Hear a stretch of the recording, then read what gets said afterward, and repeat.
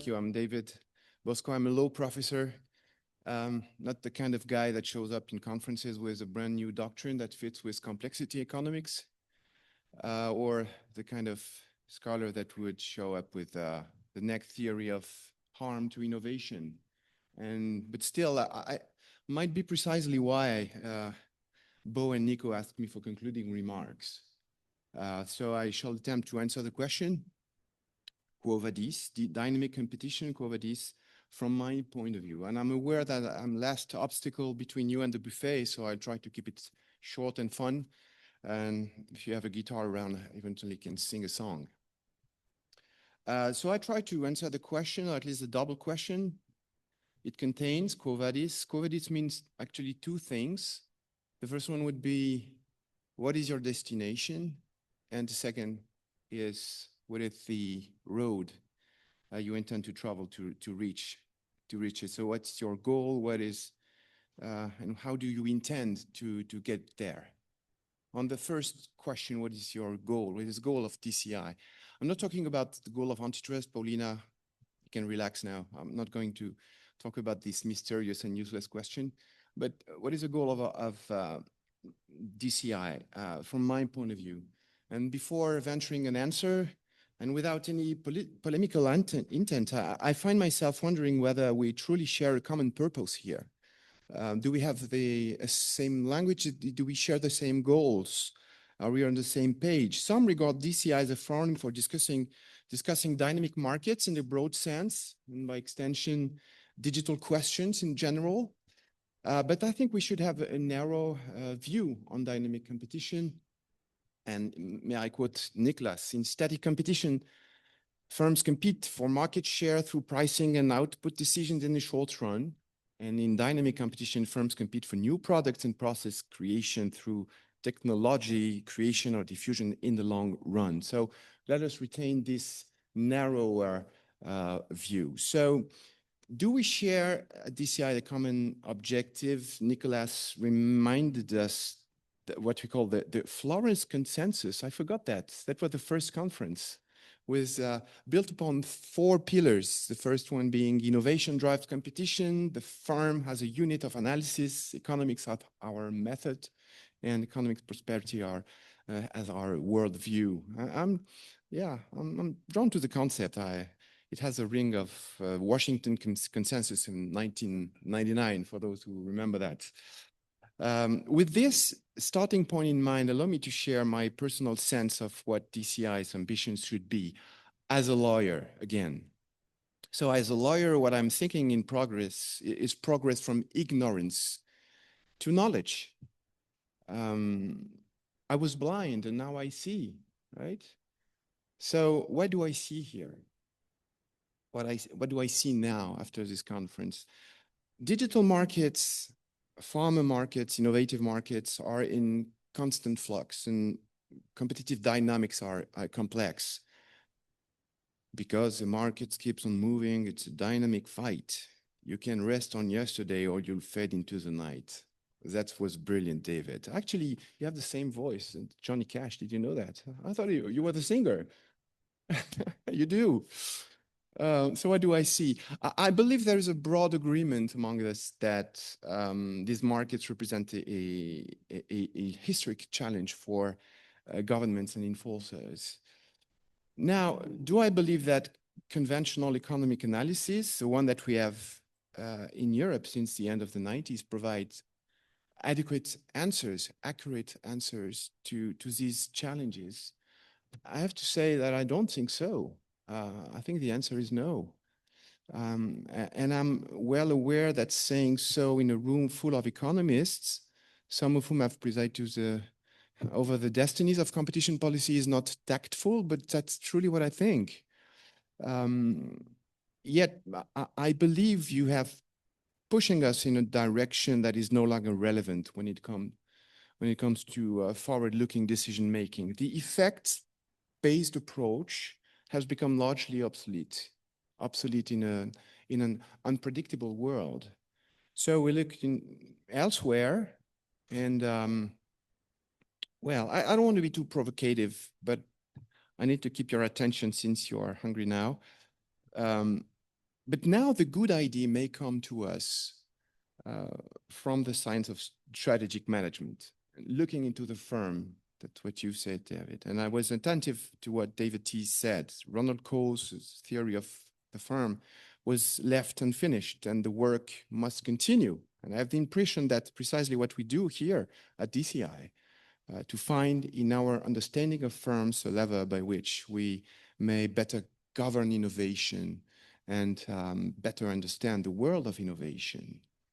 So in the world from uh, which I come from, the world of lawyers, the effects-based approach is heavily criticized. I have to be frank with you, economists. So when it comes to innovation, the incentive-based approach is heavily criticized too. Its concrete achievements in antitrust, in the antitrust fields are quite rare, in reality rather sparse, and its limitations in innovation markets are becoming plain to see. So turning towards the firm instead and proposing a fresh perspective, I think is very timely.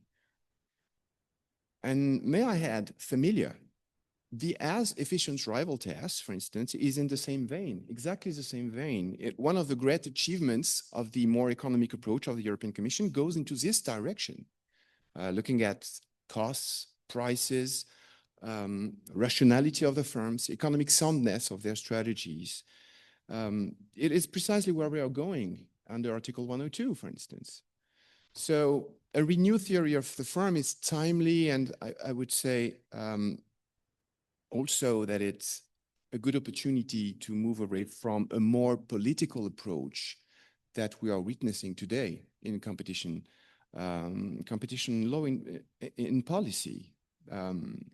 It can be a substitute for the more political approach that we are witnessing now. So my message to you, Connie, David, and the others is this one: the capability theory may find a receptive audience among lawyers, because we need you to understand the capabilities of the firms.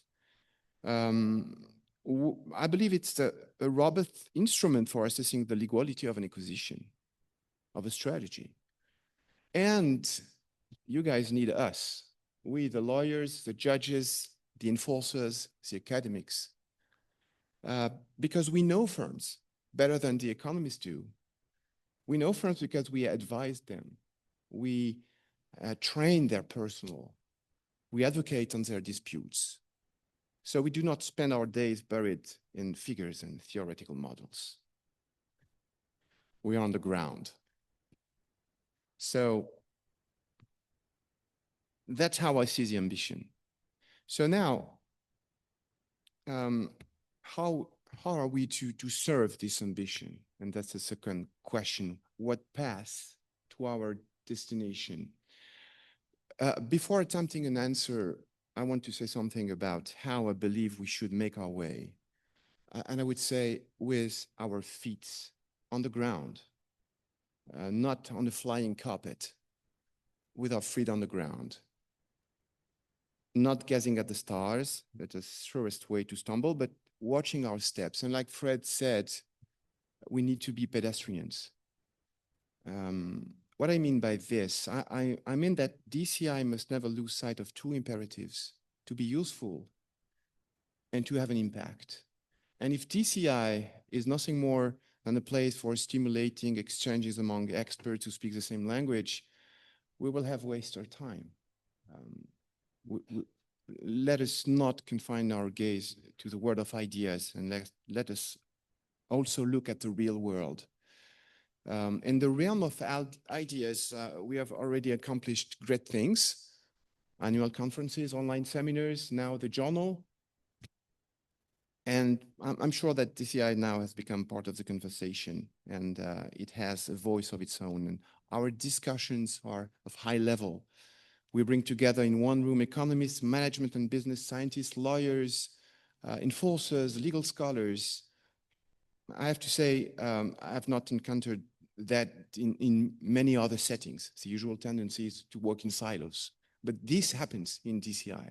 So credit is due to DCI for making this possible. But we must press on this direction. More common conferences and seminars lie ahead, and fine things are to come. But my conviction is that it is far from sufficient to achieve genuine impact on society and to have a real impact on the way things are in Europe. DCI must speak to the real world, that is to say, to my community as well, to lawyers, to solicitors who advise companies, to in-house counsel who day in and out accompanies their corporate strategies, to enforcers, but not only the chief economists, also the case handler, and the decision maker, of course, as well.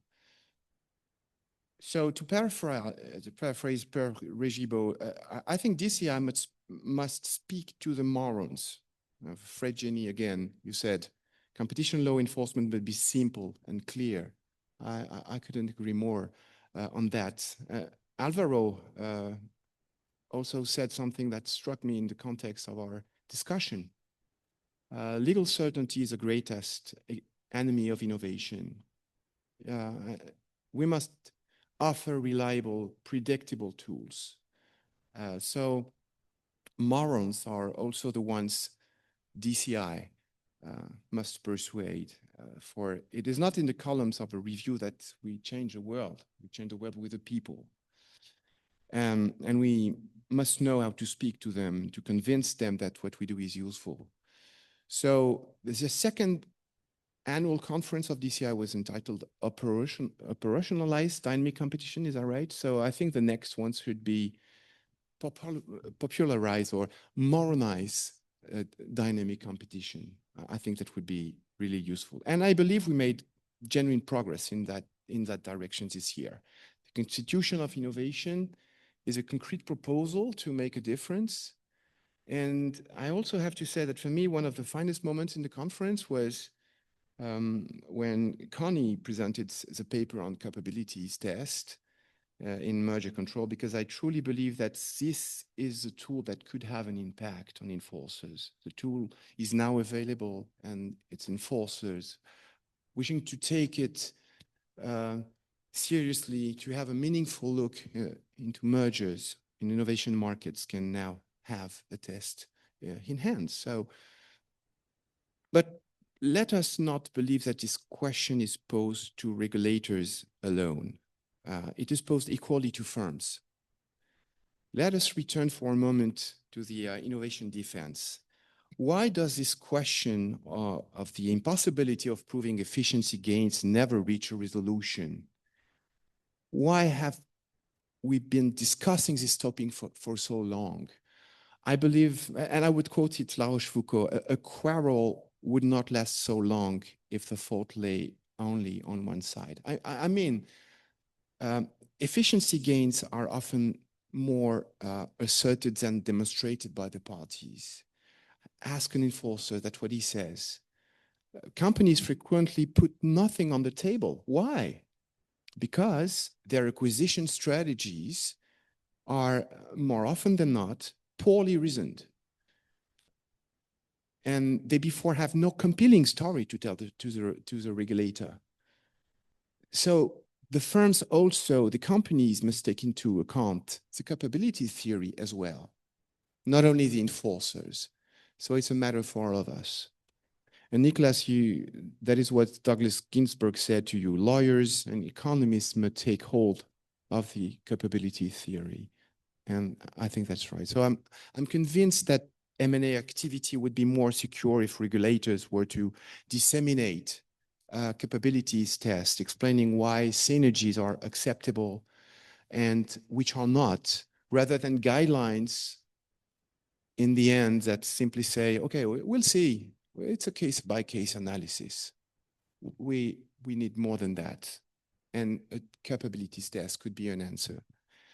So the field to be plowed is huge. And I do agree. Fred said commitments is an interesting perspective opened. I do agree with that. Christina said quite the same thing before yesterday. But there are so many other options, so many other routes to path for us. Application, for instance, capabilities test applied to Article 101 and refusal to deals, for instance, is also an interesting way to discuss together. So we must help the morons, speak to the morons, and I'm one of them, speak to the lawyers and offer tools. So the road ahead, to my mind, is a long one. And if I may quote Jean-Pierre Raffarin, the famous French politician, I would say that the slope is steep, but it is straight. And for me, the next stages of DCI should involve the popularization, the moronization of DCI, of its contents, making it accessible to all, to make a difference. So my conclusion is this: if, like me, you believe that DCI can make a useful impact on the world, then do as Voltaire Candide did. Walk through the world of DCI ideas, then return to Cunégonde and cultivate your own garden. Thank you, and have a good lunch now.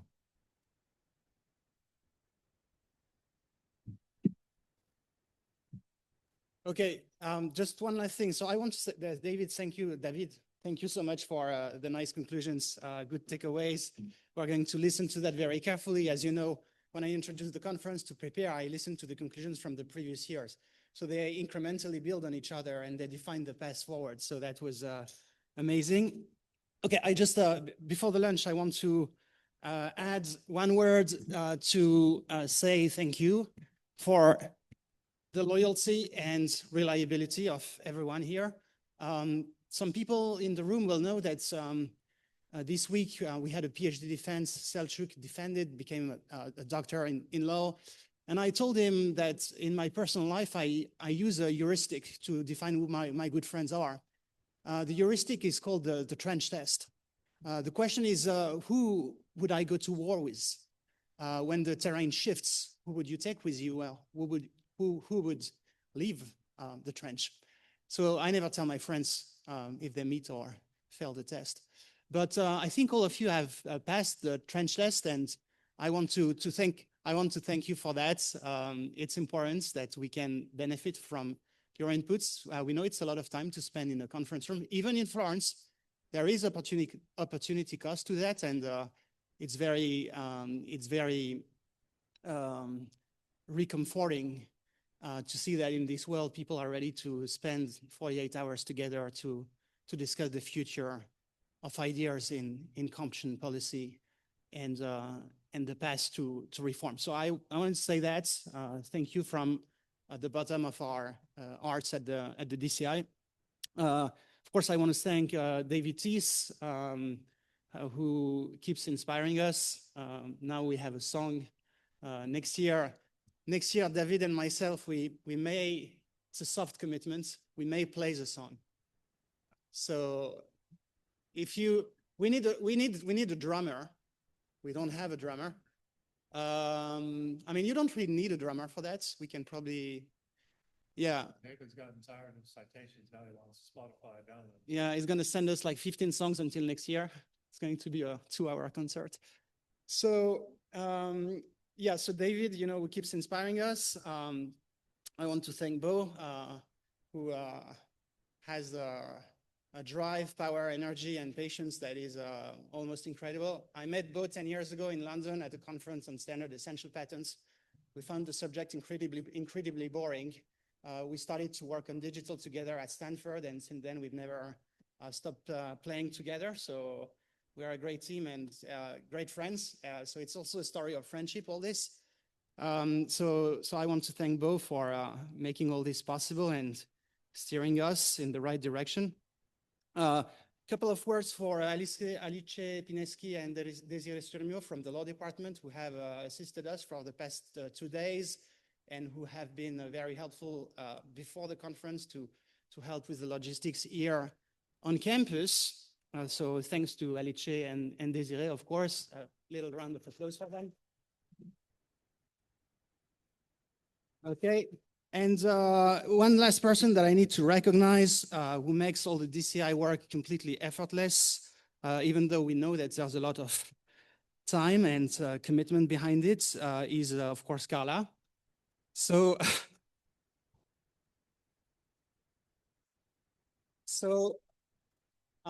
some data.